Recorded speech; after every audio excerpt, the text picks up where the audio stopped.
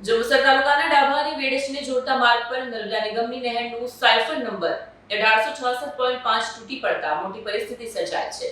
આ ઘટના બાદ હજારો લીટર પાણી વહેવા લાગી ગયું, જેના કારણે આસપાસના ખેતરોમાં પાણી ફરી વળ્યા।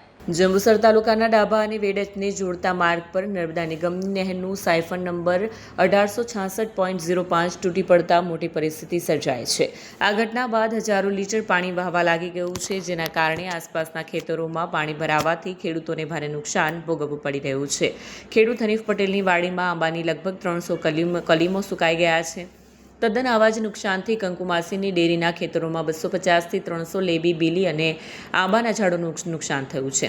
સ્થાનિકોએ જણાવ્યું છે કે નહેરની બિસ્માર હાલત અંગે વારંવાર તંત્રને જાણ કરાઈ છે, પરંતુ અધિકારીઓની કોઈ ગંભીર કાર્યવાહી કરવામાં નથી આવી। આક્ષેપો થયા છે કે અધિકારીઓ સ્થળ પર પણ તપાસ કરવા નથી આવી રહ્યા।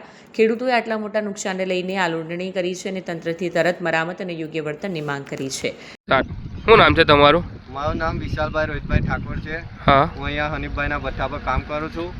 આ નહેરને ફાટી જવાથી 3-4 જગ્યાએ નહેર ફાટી ગયેલી છે, તો અમારી વાડીને બહુ નુકસાન છે। 250થી 300 આંબા સુકાઈ ગયેલા છે અમારા, અને આ હજારો લીટર પાણી વેસ્ટ જાય તે કોઈ નિરાકરણ લાવતા નહીં।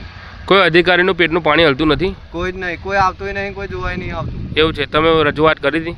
અમે અરજી બી આલેલી છે, પણ કોઈ કશું કરવા નહીં રાજી। એવું છે? એનું અરજીનું કોઈ નિરાકરણ આવતું જ નથી? નિરાકરણ નહીં, આવું 5-6 જગ્યાએ ફાટી ગયેલું છે। અમારા વાડીની અંદર વરસથી પાણી અંદર ને અંદર છે, નહેર બી ઉભરે ને અંદર જાય છે પાણી। જે પેલી લીંબીની વાડી છે તે પણ તમારી છે? બધી અમારી જ છે, એ બેવ ખાડા ફૂલ જ છે આખી વરસથી જ। એવું છે? આ પાણીના કારણે સુકાઈ ગયા? પાણીના કારણે નહેર 5-6 જગ્યાએ ફાટલી છે। Bureau report, Satya TV news, Jambusar.